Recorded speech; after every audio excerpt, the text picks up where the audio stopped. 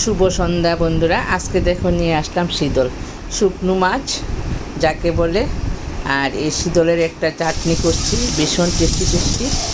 আর তোমরা খেয়ে দেখতে পারো আজকে কীরকম হয়েছে। আমি আজকে একটু অন্যরকমভাবেই করেছি। আর তোমরা সবাই এটা করে খাও, আর যারা খাও তো খাও, আর যারা না খাও দেখো কীরকমভাবে করলাম। আজকে কাটা কাটা সহ করেছি, যেটা মানে একদম প্র্যাকটিক্যাল ভালো লাগে একটু খেতে। আজকেরটাও সবাই খেতে পারবে, বাচ্চাদের খুব কষ্ট হয় আর কি এইরকমভাবে করলে, কারণ কাঁটাটা লাগে মুখে, তাই তারা কষ্ট পায়। আর দেখো কেমন হয়েছে বন্ধুরা। যদি ভালো লাগে একটা লাইক, একটা সাবস্ক্রাইব দিয়ে আমার পাশে থেকো, আর ভিডিওটা একটু দেখো, ভালো লাগবে। একদম কালারফুল করেছি।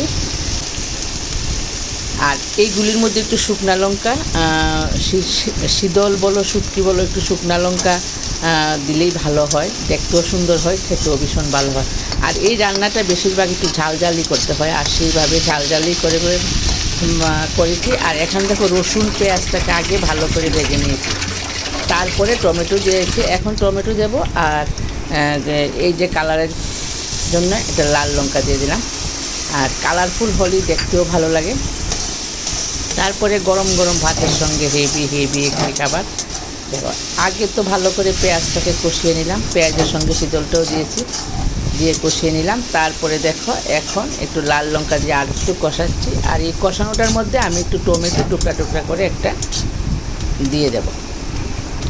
টমেটো দিয়ে শীতলটাই খুব বেশি ভালো লাগে, আজকে তাই নিয়ে আসলাম।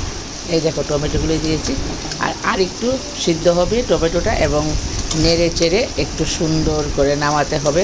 দেখো কালারটা ভীষণ সুন্দর এসছে, সত্যি দেখেই খেয়ে ফেলতে ইচ্ছা করছে।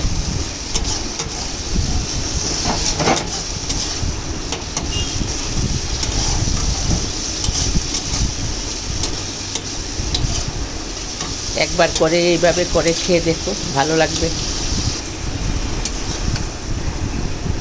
বিশেষ করে সকালবেলা গরম গরম ভাতের সঙ্গে ভীষণই ভালো লাগে। আর পান্তা ভাতের সঙ্গে তো আরও ভালো লাগে।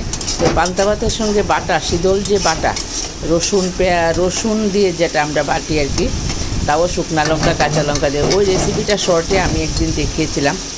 ভীষণ টেস্ট গো, একদম ঠান্ডা ভাতের সঙ্গে ভালো লাগে, গরম ভাতের সঙ্গেও ভালো লাগে। কিন্তু বাটাটা আরেকদিন তোমাদের সঙ্গে শেয়ার করব, বেটে দেখাবো আমি নিজের হাতে কি করে।